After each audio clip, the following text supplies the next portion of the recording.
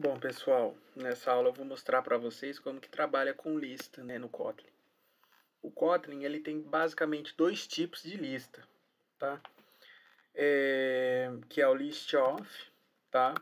E o mutable list of, tá? Algumas pessoas utilizam outras variações, array list of, por aí vai, mas isso daí já vem mais do Java, tá? Utilizado no Kotlin. O list of, gente, ele funciona dessa maneira, ó. Var x é igual list of, que eu declaro o tipo do meu dado, né? E aqui eu estou declarando uma lista vazia, certo? Da mesma forma que eu declaro uma lista vazia, eu posso declarar uma lista aí com valores. Deixa eu colocar aqui o meu nome, né? Luan Pedro, certo? Qual que é o problema do list of? O list of, ele é imutável. O que significa isso? Depois de criado, a gente não tem métodos para adicionar, não tem métodos para remover, certo? É uma lista que, após criada, você não consegue estar alterando, tá? No Kotlin, é uma lista imutável. Ah, eu quero estar alterando valores. Beleza, então vamos criar uma lista, ó, var y chamado do tipo mutable list of, certo? E essa lista, ó, como vocês podem ver, esta lista já vai poder ser aí modificada no Kotlin. Então vamos lá, ó. Eu tenho dois elementos, né? E aí eu posso tranquilamente, né, ó, adicionar um novo elemento, ó. O nome do meu cachorro, Fred. Vamos vir aqui, ó, dar um print, né, ó, print y. E aqui eu dou um outro print y, só para vocês verem que adicionou aí o meu elemento. Na hora que eu executo, né, ó, vamos ver aqui no console. Ah lá, ele imprimiu Luan Pedro e depois ele imprimiu Luan Pedro e Fred. Ou seja, ele adicionou um elemento ao final da minha lista, se ela for do tipo mutable list of, certo? Se eu quiser alterar o Fred, né? Vamos alterar o nome do meu Fred pelo nome do meu outro cachorro, né? Que é Shake. Minha mãe criou esse nome para esse meu cachorro, tá, gente? O que eu faço? Eu simplesmente venho aqui, ó, e digo que na posição 0, 1, 2, né, lembrando sempre, né, o vetor começa sempre na posição 0. Então, a primeira posição do meu elemento Luan, se eu quiser acessar, ele está na posição 0. Né, ó, posição 0, posição 1, posição 2 e assim por diante, tá? Então, eu vou dizer aqui que na posição 2 eu quero receber agora o nome do meu outro cachorro, né, que é Shake. Vamos ver como ficou a nossa lista, ó. Então, tenho a lista inicial, adiciono um novo elemento, altero meu elemento, e agora eu vou imprimir essa minha lista novamente com o elemento alterado. Vamos ver como que ficou. E, tá lá, alterei o Fred por Shake agora, né?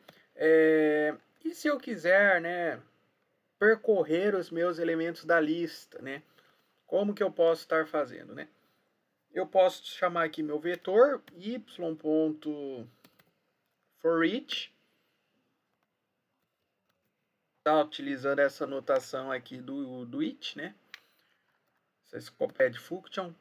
E aí o que acontece, né? Para cada elemento eu vou imprimir o meu it. It, a coisa. Lembra? Quem assistiu esse filme? Para quem não sabe, né, o Kotlin, né, ele tem algumas funções, né, que são referenciadas pelo it. Ao invés de me reescrever aqui o meu vetor na posição i, o meu y na posição i, né, fazer todo aquele for, porque quem está acostumado com outras linguagens está acostumado a fazer bastante, aqui eu posso referenciar o meu elemento atual através do comando it, né? E aí percebam que na hora que eu executo, aqui ó, ele imprimiu Luan, Pedro e Shake. Se eu der um print ln, né, ó, agora ele vai jogar um embaixo do outro, né, ó. Olha lá, o Luan, Pedro e Shake, né? está percorrendo elementos por elementos da minha lista, né? Quem trabalha com JavaScript já está mais acostumado com esse tipo de laço mais funcional, né? E aí eu percorro aí os elementos da minha lista, uma maneira de mim estar percorrendo os elementos da minha lista. Outras funções que eu tenho na minha lista, né? Eu tenho aqui o count, né? Que vai me retornar a quantidade de elementos que eu tenho na minha lista, né? Então vamos colocar aqui um print.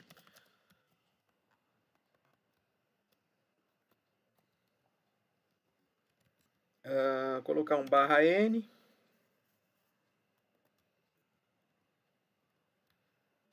Total de elementos na minha lista, né? Vamos executar e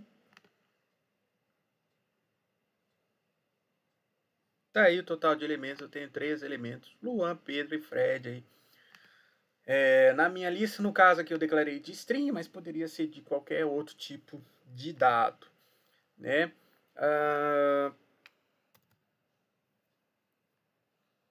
E assim, gente, a gente vê aí a manipulação básica, né, de como que se trabalha com listas no Kotlin, né? Basicamente tem 2 tipos: o list of, que é uma lista imutável, ou seja, a partir do momento que você declarou os componentes, os elementos, você não consegue mais alterar, e o mutable list of aí que você pode estar modificando.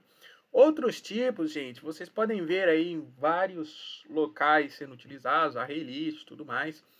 Mas o que acontece? Não é nativo do Kotlin, tá? Na verdade, isso daí já é utilizando aí tipos do Java no Kotlin, né? Lembrando que o Kotlin e o Java aí tem aí uma coisa chamada de interoperabilidade, né? Eles se comunicam aí. Você consegue colocar código Java no meio do Kotlin tranquilamente, tá? Mas tipos nativos do Kotlin são aí esses 2 tipos aí de vetores, ok?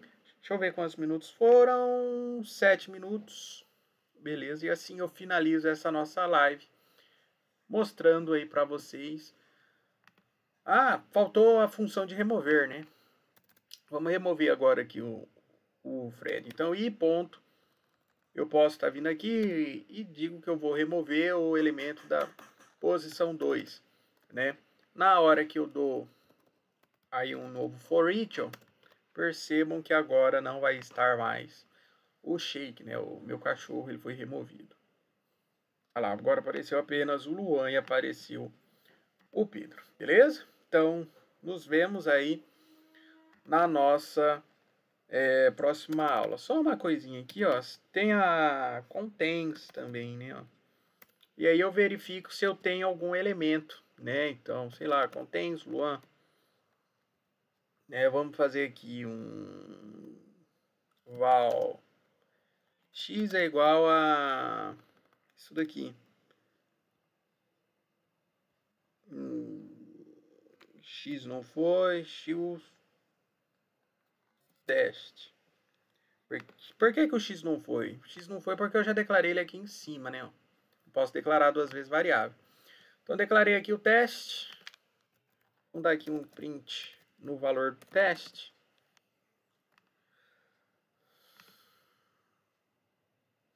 Lembrando que no Kotlin, né, é opcional, ponto e vírgula. Ah lá, retornou true porque existe o Luan.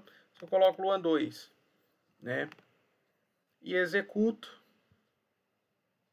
falso porque não encontrou. Então, algumas funções aí úteis para nós estarmos trabalhando aí no Kotlin, beleza? Com arrays, vetores. Nos vemos na próxima aula. Até lá!